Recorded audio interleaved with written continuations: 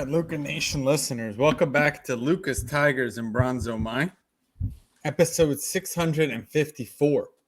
And I'm really excited for this one. It's been quite a few episodes in between us doing 10 for 10 women of the hobby, then having Probstein on, then having Mojo on.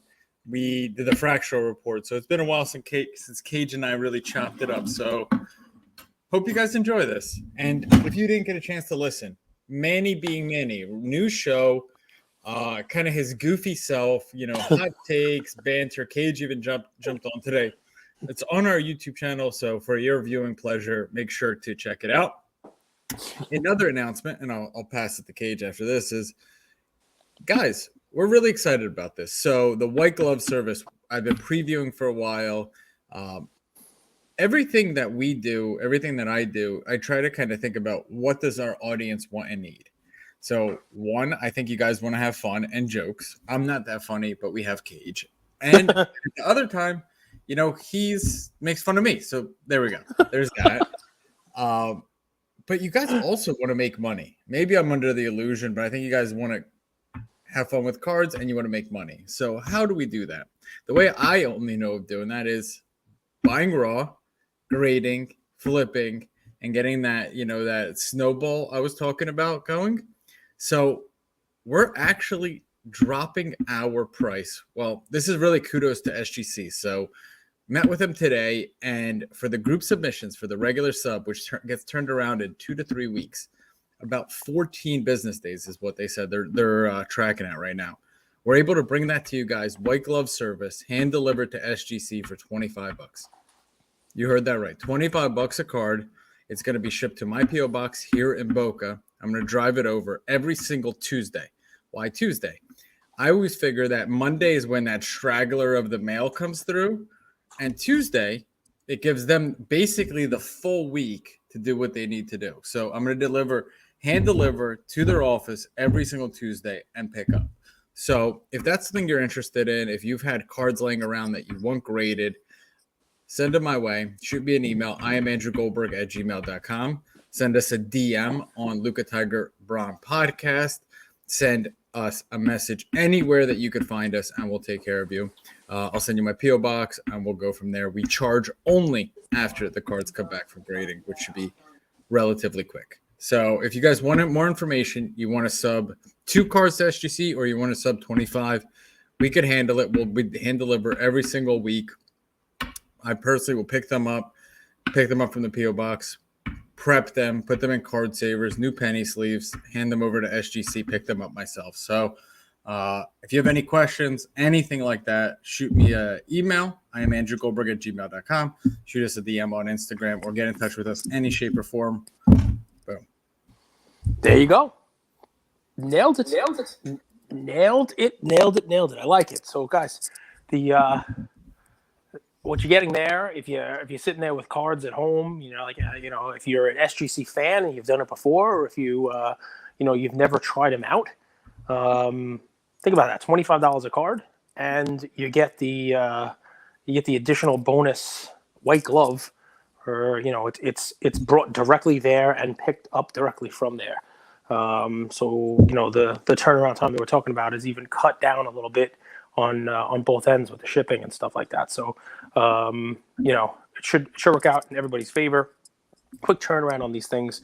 Think about that. If you're getting something to us, it should get turned around in the same month, which means, even with the messed up card schedules that everybody has now, where cards are not coming out.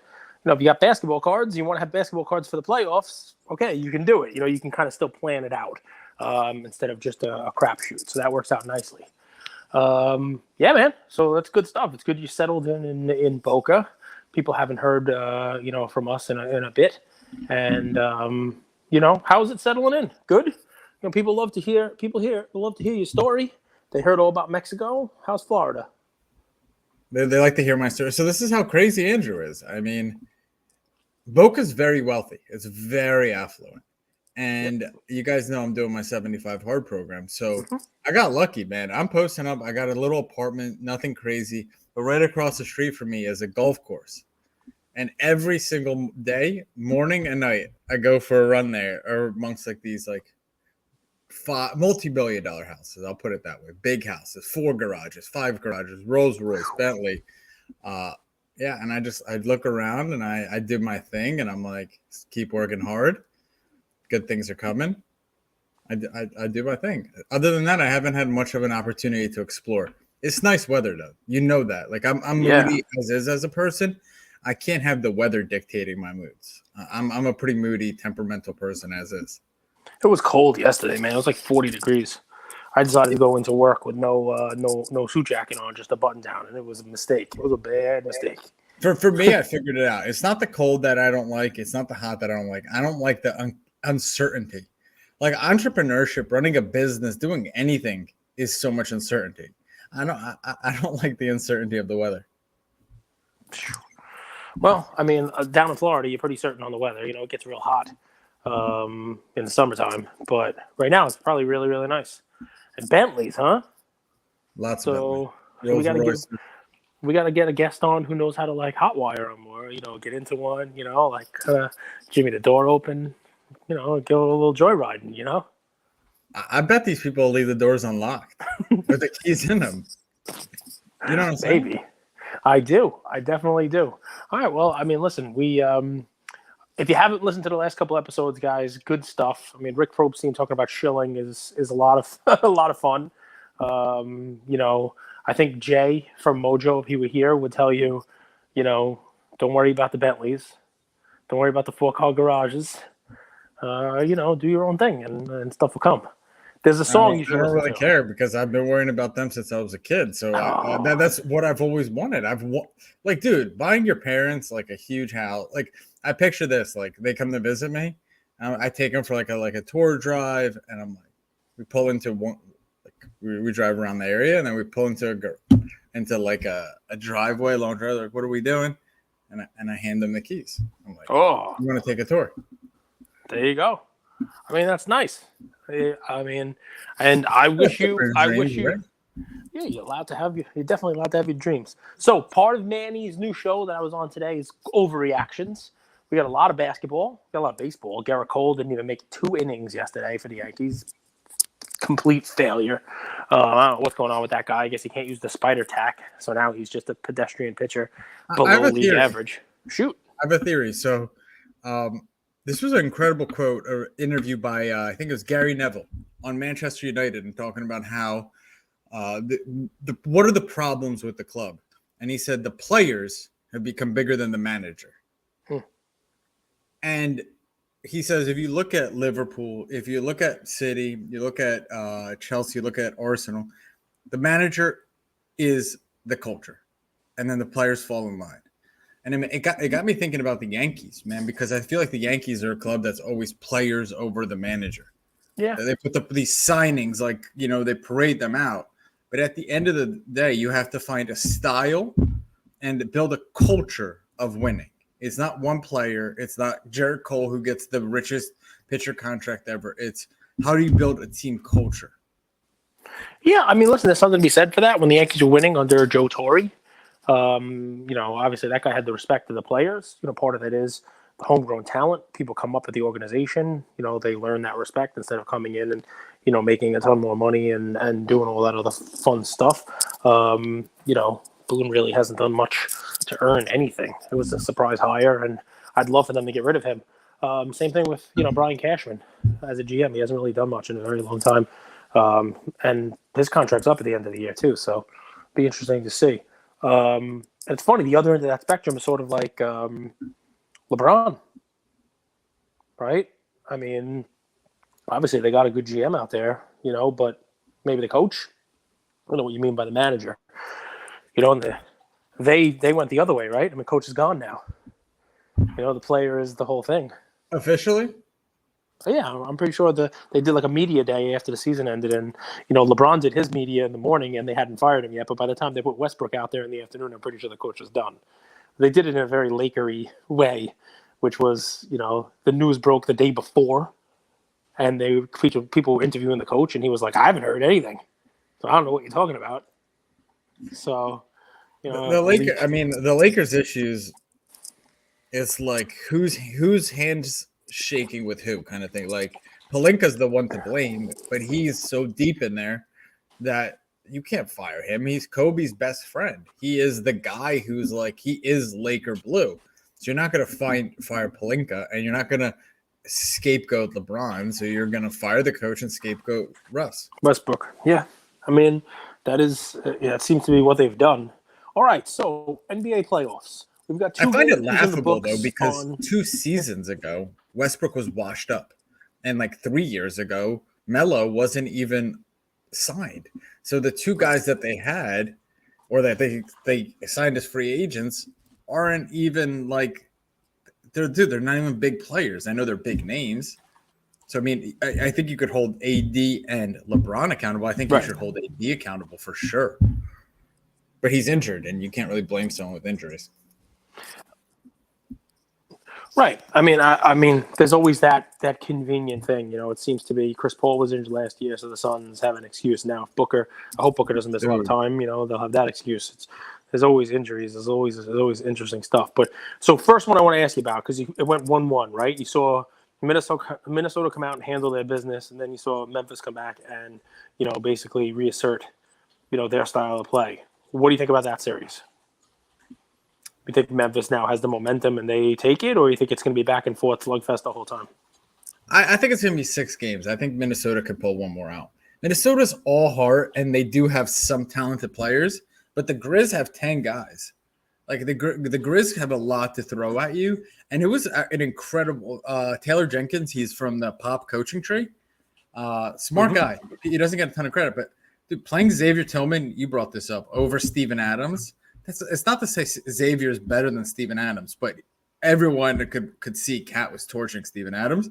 And to make that adjustment with a guy who hasn't played a ton all year, not to go with Jaren Jackson Jr. at the 5, knowing your personnel, putting Xavier Tillman in there, it changed things up. But also Xavier Tillman being ready to go in and compete. You know what I mean? Yep. Like, it's easy to throw a guy in there, but the guy hasn't played much at all, and to go in there and compete against Cat, hats off. Grizz are way more talented. Timberwolves are chippy and have a lot of heart, and I think they can still pull one out at home. I still think they have I would say they have a 25% chance at winning the series. Not a big shot, but how about Golden State? Nothing stopping them until the Western Conference Finals when they get the Suns, if the Suns are healthy. Who would they play next series? The winner of the 2-3, the 3. So one would go 4, 2 would go 3, assuming everything holds, right? They would get the winner of that Timberwolves if the Grizz, assuming it's 1, 2, 3, and 4, right? I mean that's the way it would work. I mean, just for the sake of our argument, that's going to be a fun series. That's going to be a really fun series. Let me flip it on you. Do you think if you're Kerr, do you keep Curry off the bench? For I how don't much I don't think that matters. I mean, I think it's really a health thing. I know. There's an argument to be made that it kind of messes people up, and the whole deal. Poole's been playing great. They're almost sort of like interchangeable. I think you can kind of get away with being a little silly against the Nuggets team that Draymond is in Joker's brain. He's got mind control and brain control of him, and it's pretty terrible. And Joker just doesn't have any supporting cast. I mean, he's a great player. He just has nobody to help His him. stats are still incredible. Like we could all agree that Joker had like the worst games of his basically his season. It's like 24, 10, and 4 is still his stats. Even more. And that was with him being thrown out of the game. Yeah. You know what I mean? Like he's still putting up great stats, but the stats, he has no real supporting cast. He's got nobody helping him. And if he did, they would actually be a tough matchup for Golden State because Golden State is limited on the inside. We've been saying this since the beginning. What are they getting from Wiseman? And they got nothing. Kuminga, Looney. Like, what are they going to get in the middle? Because there'll be games where the shots don't fall and you need a rebounder in there. You don't want to give the other team second chances. You want to get second chances for yourself. And, somebody like Joker, if he had a supporting cast, would be in there getting rebounds, but he has to do too much and he stays on the outside. The Grizzlies don't have that inside presence. I mean, they have tall players, but again, Jaren Jackson Jr., he's an outside shooter. You know what I mean? He's not one of these bangers inside. And I would take Draymond against him. If Minnesota gets through, same thing. Karl-Anthony Towns, he's tall, but he's not exactly your prototypical interior player. He gets rebounds, but weaker rebounds. And I think Plays Draymond outside matches. inside. Yeah, Starts at the perimeter. Draymond matches up well against him too. It's not that Ayton is even better, but at least the Suns at full strength, they have players to match up. You know what I mean? That's where it comes down to. Now the East, I mean, look, I don't think Philly makes it, but Philly would give them a hard time because of Embiid. Giannis just eats them up. But then you're talking about the finals already. So really, what is it? It tells you the Suns might be the only team to give them a little bit of a run. I think sweeping the Nuggets is huge. Sweeping the Nuggets and keeping all your guys healthy is so big, because I do think the Grizz series goes 6, maybe 7 games, and that's where I think there's going to be a difference. I think the Warriors Grizz series next round is going to be awesome, but I think a rested Golden State versus a tired, inexperienced Grizz team that kind of, dude, it's a grind. Like, people forget playoffs are a grind, even with the extra days off. Like, emotionally, especially the way Ja plays, right? Ja's getting, I mean, whether it goes 5 games, 6 games, 7 games, he's getting beaten up in the series. He's on the ground, he's twisting ankles. Sometimes so you're I not think going to get full. Like, so, he's sometimes, like a bull. They have those like red capes. Mm-hmm. Sometimes I think like Ja's like, I'm just getting to the rim, and it's good, but it's like, dude, sometimes just like move the ball, cut. That's what, like, Tyus Jones. Did you know this? He had his assist to turnover ratio was 7 assists to turnover, and he broke a record this year with that assist to turnover record. It was his record. Wow. He just doesn't make bad passes. No, doesn't make mistakes with the ball. That's a good backup point guard. That's someone like Ja comes in guns blazing, and then you have someone who's not super veteran, but like smart with the ball. What else did you guys overreact to? The West is interesting. Each of the games from last night, and we'll do it again tomorrow from tonight's games. So we'll see what happens with the Nets and the Celtics. The saddest is Booker with a hamstring injury. Yeah. I really don't want to, like, that sucks, man. That really sucks. I didn't see it. It was the same kind of thing, he went up jumping. It's almost a facsimile to the finals last year. And it's happened 4 times now. It happened in the regular season and the playoffs, both of the last years. And he's missed, last year in the finals, he played through it. But he missed like 4 games in 2021. He missed, during the season, I think 6 or 8 games. So it hasn't exactly kept him out. But, you want him fresh now. Hamstring's a tough injury. Like, hamstring and calf, I'd much rather sprain my ankle, because you kind of know how that recovers, versus these, like, you're playing at 80%. It's still in the back of your mind. It's tough, man. That's really disappointing. So we had that game, which was the only surprise, and then you had the Heat and the Hawks. It was Trey's done. Dude, Trey's not good. I've never believed in Trey. I will never believe in Trey. He's one of those guys that you look at the box score, you're like, this guy's awesome. You look at the highlights, this guy shoots from the logo. But if you actually understand what's going on, is he makes terrible decisions. He's one-dimensional in that he can only shoot. He can't really do much else. And he's a liability on defense. I'm not a Trey guy. I'm really not a Trey guy. And I didn't think that the Heat are incredible defensively, so sure. But I just don't see it, man. I don't see his long-term prognosis or prospects. So those were the 3. Nets Celtics is game 3 tonight. Who takes control of the series? So I have a hot take. I mean, it's game 2, excuse me. So you once gave this guy as a play, and you really admired his heart, how he was developing, and his style. And I kind of laughed at you. Marcus Smart, my defensive player of the year. Yeah. And remember the night I gave the play? He had like a 36-point game. Right. He's everything Ben Simmons thought he could be.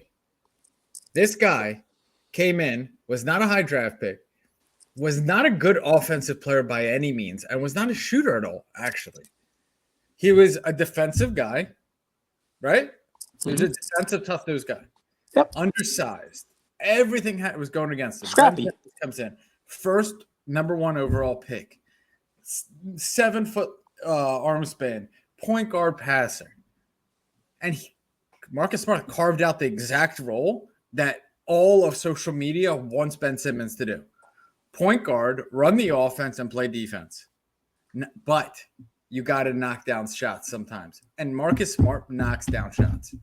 Not often, but he does. No, when he needs to. It's not the focal point of his game, but yeah, he's clutch. He's clutch when he has to knock one down, he knocks one down. And he wasn't even the point guard. He's Kemba annoying. He's Kyrie annoying, right? He gives the opposing team's lead guy. It's tougher. I know this is what you're supposed to do in the NBA, but it's tougher to be Trae Young and score 40 points per game when you got Marcus Smart nagging you from full court basically the whole game, where he's trying to steal the ball, where you can't be sloppy with it, you can't be stupid with it. He gets a couple steals a game. It reminds me defensive-wise of like Jimmy Butler. Obviously, Smart doesn't have the offensive game of Butler, but just like a tenacious, first minute to last minute, if you go play pickup ball and you're like, oh, come on, my handle's not the best, and you got that guy who's going to steal the ball from you and it's annoying as hell. You know who I'm talking. That's Marcus Smart. That guy does it one day. To do it for 40 minutes, 35 minutes, 82 games is insane. Because it's so hard. You have to fight over screens for huge guys. Like being a perimeter guard defender is extremely difficult in the NBA. Very difficult, especially the way they call the games. Dude, Mikal Bridges is another guy. I don't know how Sixers passed on him. They traded him. I can't believe that, man. He came in second, right? Close voting. There's a lot of good, worthy candidates for Defensive Player of the Year. I remember our group when Mikal Bridges was a DJ. Also, we talk about him all the time. Was buying Mikal Bridges Prism rookies for $1, and he was like, "If this guy ever turns into anything, yeah, we were all like, Mikal Bridges, what are you talking about? This is when the Suns were terrible, though. This is pre-bubble Suns. Yeah. And he's like, if Mikal Bridges ever turns into anything, I'm going to be rich. He was just stockpiling $1 Prism Mikal Bridges rookies. It's pretty funny. Yeah, I mean, a good player. So listen, I won't leave Trae until I want to hear your thoughts on this. We had Probstein with shill bidding, right? Let's just assume what he's saying is right, that eBay is shill bidding, and there's a lot of people out there protecting the market on the liquid cards, right? And then if you take it, what he's saying to be accurate, that it happens in the auction houses. He named a few, and he didn't name a few. But let's just say, if that's accurate, then what it means is that the market that we're seeing is not a true market. It doesn't reflect the true value of these assets. Do you have any commentary on that from the cards as an asset class? We're all trying to build these things up as like a legitimate asset class to invest in, like gold or stocks or, watches or, whatever else people invest in, what real estate. If you can't get a true comp or true values, does that give you pause? And then for the hobby in general, forget about just money coming in, but, for the long-term sustainability of it, if it's not policed and we have all this wild, wild west behavior, assuming everything he said is correct, any kind of commentary on that? Make you nervous? I still don't know what show bidding is. No one will answer me. I think before I could go to business 301, I need to finish business 101. Let's just assume it means anytime you place a bid without intending to pay for it. That's an impossible thing to know unless we go like iRobot. Intent is such a fascinating. It's not definitive. That doesn't make it black or white. Yeah. Because I would argue there's a lot of industries. I would say in stocks, people do that too. Like they use their platform and their voice to buy. Like, oh, you mean like they say they bought it, but they didn't actually buy it, or they say they're selling. They've already sold, or say they're selling to be able to buy in at a lower price. Here's the conspiracy theorist in me. Maybe this happens, maybe this doesn't. Stocks are more regulated, but I always try to use example.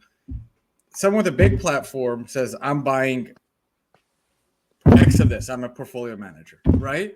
Mm-hmm. All of his friends see that and they sell into that strength. Yes. It's a liquidity event. It's providing liquidity for now. everyone. The price of that, CVS is no longer $40. It's $51 or $47.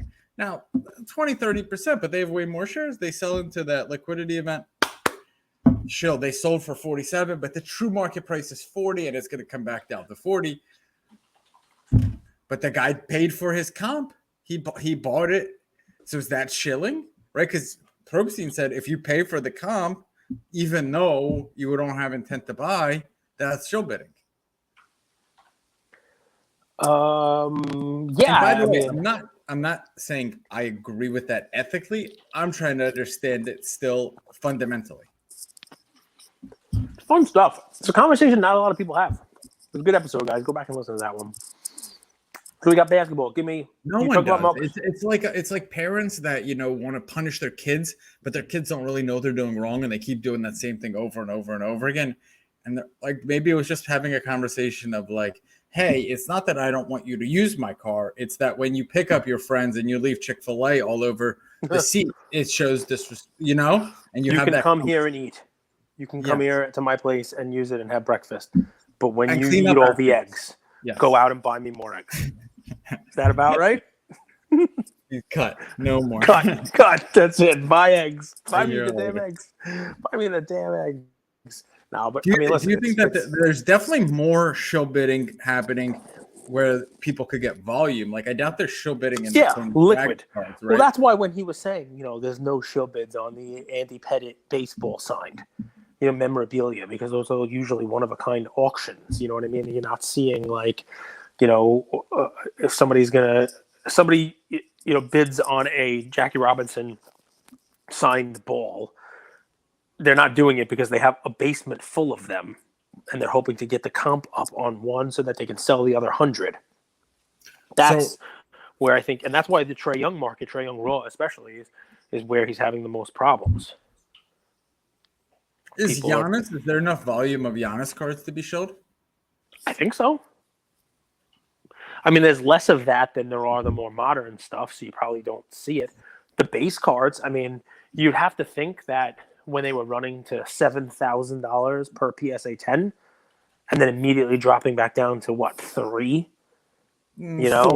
Four, even when there was nothing wrong with what was going on the court for him, that's probably it was only getting better. Yeah, I mean, that's probably because the 7s, the 6s were probably not real. That wasn't a real gauge of the market.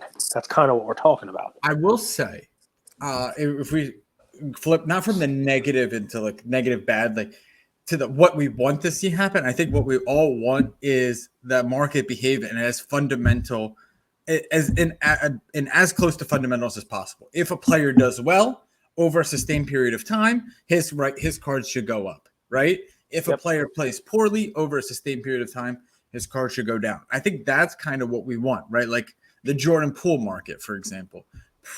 Right, but was that shilled? Is that shilled?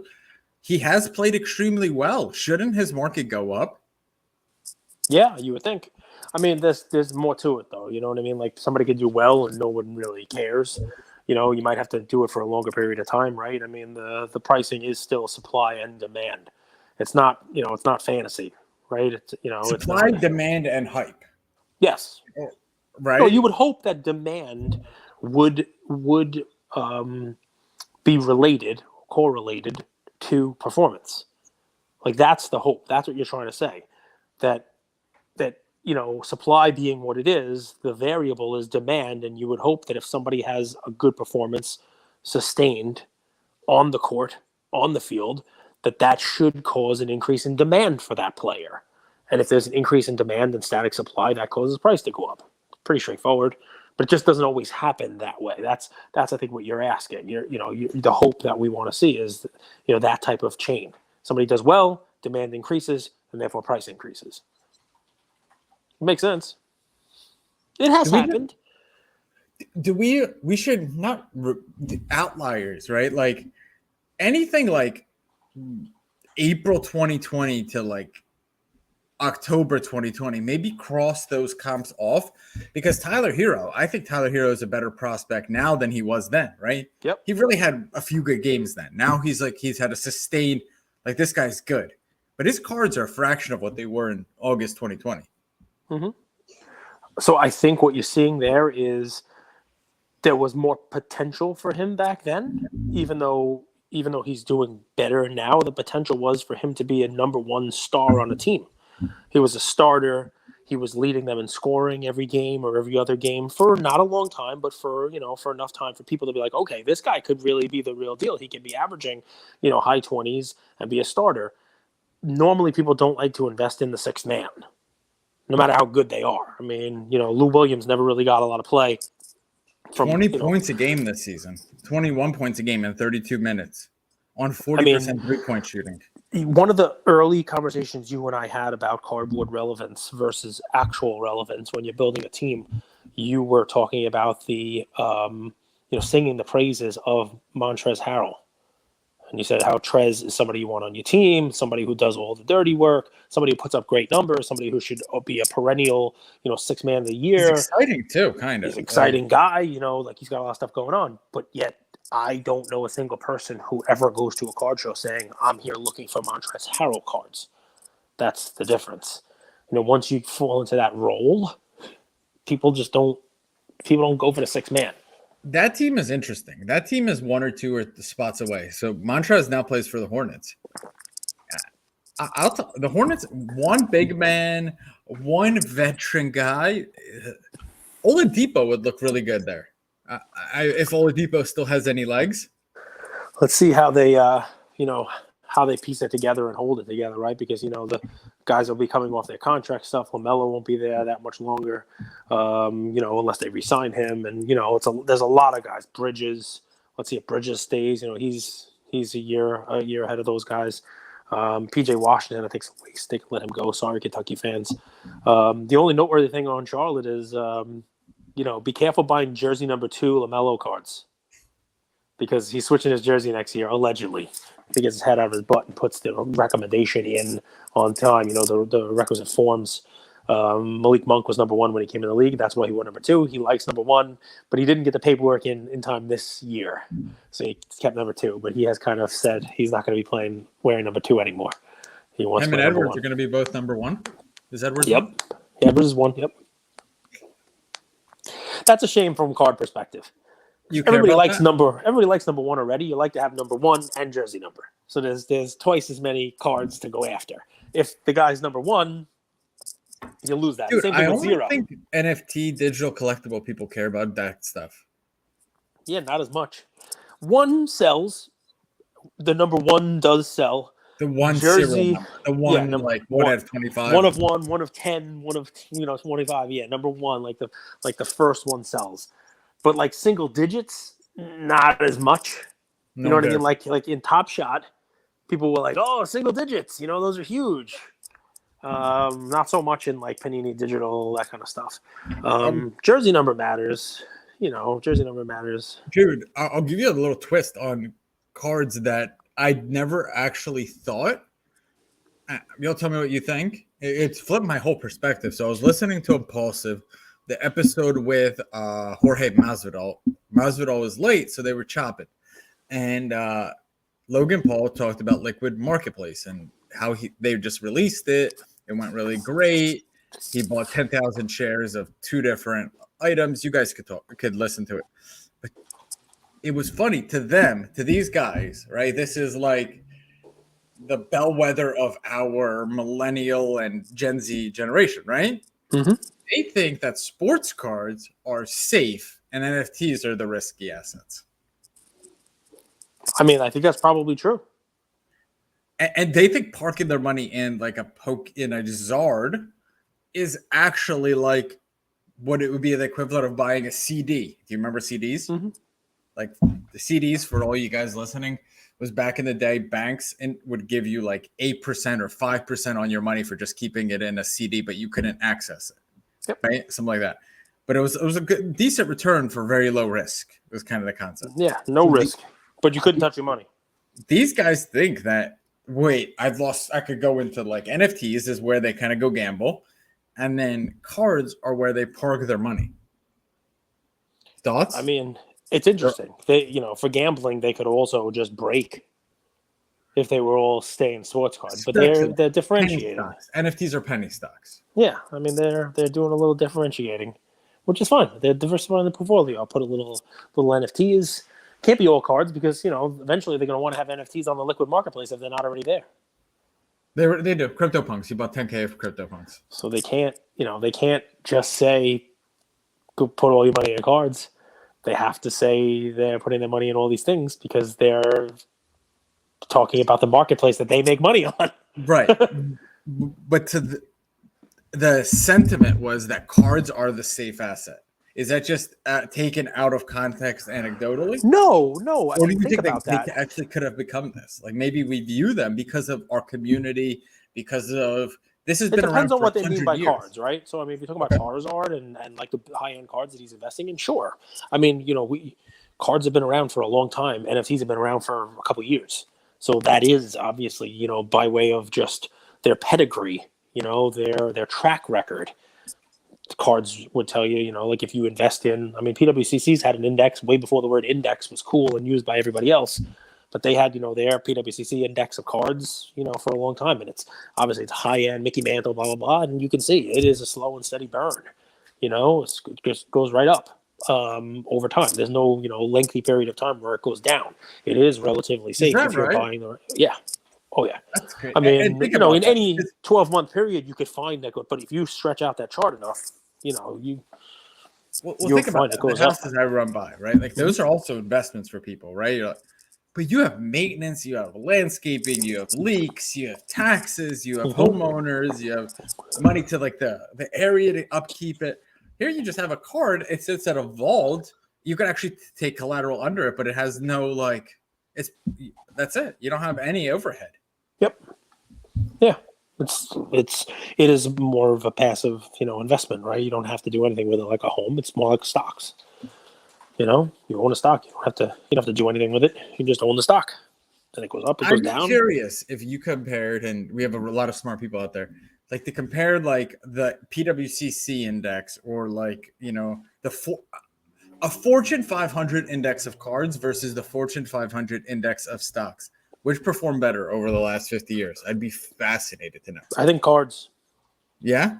Yeah. I mean, you could probably Google that and just type in Google right now, like, what has performed better over the last 50 years, sports cards or stocks. You'll probably find a couple of articles on it that say that. My team called me today, Cage. They said, you don't always have to be there for us. We'll be there for you too, Andrew. You could ask for help. Sometimes when you're not feeling it, just check in with us. We're always here for you. That would be good. You should do that. When I don't feel well, I just go inside of myself. I'm like, I need to go back to work. I mean, listen, I get it. But what I think is a fun thing and what people listening to this would say is you get to every day talk about sports and sports cards and the hobby. Like that's a dream for a lot of people. You know what I mean? So it's good stuff. Yes, it's not making you a millionaire today, tomorrow, next week, but you never know what may happen. But enjoy the day. At least that's what I think most people will tell you. Carpe diem. Yeah, I mean. So talk about a fuse that burns so hot. Someone I'm doing a ton of research on right now that I think, and we'll wrap with this. Well, I have two plays, but they're not really plays. It's WNBA. I think over the next 10 years, WNBA will be huge. I don't think right now they're going to be huge, but I do think 10 years roadmap. You've got a little bit of history and you've got a lot of bit of talent, and that usually does some things. All you need is a few personalities, and the league will market itself. But second is Tiger, man. Dude, Tiger, he had spinal fusion surgery? Yeah. Like he fused the spine. I had to say that again because it doesn't he was like people saw him. He couldn't even get out of a golf cart. It took him like 4 or 5 minutes to get out of a golf cart when he had the surgery. And people were like, he'll never play again. Yep. And then people said he couldn't walk again. He could. Then he won a tournament, and he was one shot away from winning the FedEx tournament. So I don't know what's going to happen with Tiger, man. I got to tell you, he's one of those guys, like an artist that dies young. I always see those, I'm like, dude, this guy's life, it's like, it's like how do I word it? Like these artists, these greats, they burn so hot, but they burn out. Dude, I'll tell you, man, Tiger is going to go down in history. There's going to be a lot of interesting stories about this guy. A lot good and bad, right? I mean, and it makes for a better documentary, it seems like they're making more and more of those So like the Jordan Nike story is going to be made and that kind of stuff. So you can only imagine the stuff that'll be made about Tiger. And he's still playing at a high level. He still wants to play. And you got the additional story of, just like Bronny is coming up now. He's, Tiger's playing with his son. His son's young. I mean, his son's probably not going to play golf professionally for a while if he's good enough to do it. But Tiger's an interesting character. There are people who love him. There are people who only watch golf if he's playing. You can count me in there. I mean, it's something that I will not watch, but when he's playing, it's a different sport. So, I usually have that like, effect. That So I don't know what you put the name on that effect, but like I've only heard three people talk about that, and that's Michael Jordan, right? Like your grandma would watch Michael Jordan play. Like my mom would stop what she's doing. She'd stop cooking and she'd go watch Jordan play. It was like that and Tiger. Yeah. So I will also say it was like that in the 80s from Mike Tyson fights. It was definitely like that from Mike Tyson fighting. And believe it or not, for a minute, it was like that for Ronda Rousey UFC fights. When she walked into the cage, and they had that bad reputation, the music playing. Connor, sure, but Ronda had like the walkout music, and it was like, okay, this is not going to last more than a minute. This is going to be done. No one's getting out of the first round. When you have that sort of like, somebody's going to come in and dominate, and you could see something historic here. Anytime they're about to play. It's always interesting. Same thing with Tyson. Tyson was a little scarier because you thought there was always a chance that in the first round, whoever he was fighting could die. Yeah, and actually, and you had like 30 seconds to tune in, or it might be over. Yeah, pretty much. Like golf, you're like, okay, I get to watch a whole weekend of this guy just crush. It's kind of exciting. I'll plan out. Jordan, we have a 7-game series that like the latter two were just like, I'm just gonna kill and then go home. 30 seconds of work and I'm done. Listen, I like the Wnba play. It's definitely something to think about, especially given, we just, did our 10 for 10. You figure the hobby's going to expand. That's going to expand. That sport's going to expand. It definitely has history, from Tarasi to Bird to, back as far as Rebecca Lobo, being, playing for the Liberty after UConn. It takes time. Dude, the NBA, our first, I mean, I'm going to put Mike in a way, but like Wilt, Alja Baylor, Oscar Robertson, dude, those were like 40 years before the NBA became even, anything, right? It was So it takes time for this kind of stuff to develop. It's not overnight. You started talking about the snowball, you ended with a snowball, right? The cards, the grading, you name it, and now it's the same thing with the league. It's good to go back to those. Those are the initial teachings, right? And there's nothing wrong with that. Guys, we started with the snowball off with the SJC stuff. Sometimes it's easy with the hobby when there's crazy stuff going on, and we have these large, talks about shilling and what does it really mean. Go back to what was fun. I know what was fun for Andrew when he started was finding raw Zions, grading them, getting good grades, and selling them. So white glove, man. He's got the SGC stuff ready to go for you. Get back to your roots. Have some fun. And share, right? Like share with your fellow Luka Nationites what works, right? Because not every card is meant to be graded either. Yep. We were fortunate in 2020. Anything you would send into PSA that they would turn around, you could flip for like 5x. Now it's obviously much more challenging, but there's definitely opportunities out there. 100%. Thank you, sir. Enjoy the games. Well, you didn't give me like a Celtics or Nets. Who's going to win? Nets. All right. There you go. Dude, I kind of dig Kyrie's vibe right now. He for Ramadan, he goes in right at sunset and goes to eat. I think to beat the Celtics, you got to have somebody else. There's got to be a third guy, somebody who you don't expect, whether it's Curry or Andre Drummond or Brown or somebody to step up and have a good game. The Celtics with Smart have sort of like that three-headed monster. You never know who's going to go off of them either. They know it's Durant, Kyrie. If the Nets had somebody else like actually do something, that might be a different story. Grant Williams, what an interesting guy. He was like a forgotten guy, and now he's like one of the best 3-point shooters in the league. And he's like a PJ Tucker. Tennessee, right? Grant Williams. But like no one talked about that guy, Admiral Schofield. I think both those guys played on the same team together. Like there were nobodies, and how Williams was like, he was like 8th or 10th on their depth chart. He was the guy who celebrated the loudest, when they gave the timeouts. That's all you remember of him. He was the cheerleader. But now that's a 3-point shooter, I guess. 3 for 3 tonight for 13 points, 4 for 4 from the free throw line. Well, I didn't want the Celtics to have another person step up. I wanted the Nets to have somebody step up. Seth Curry, Brown. All right, so we'll see what happens. All right, guys. I think it's going 7. Wow. I mean, that's good news for the Bucks. And it's good news for the Bucks. I'm staying with mine. Peace.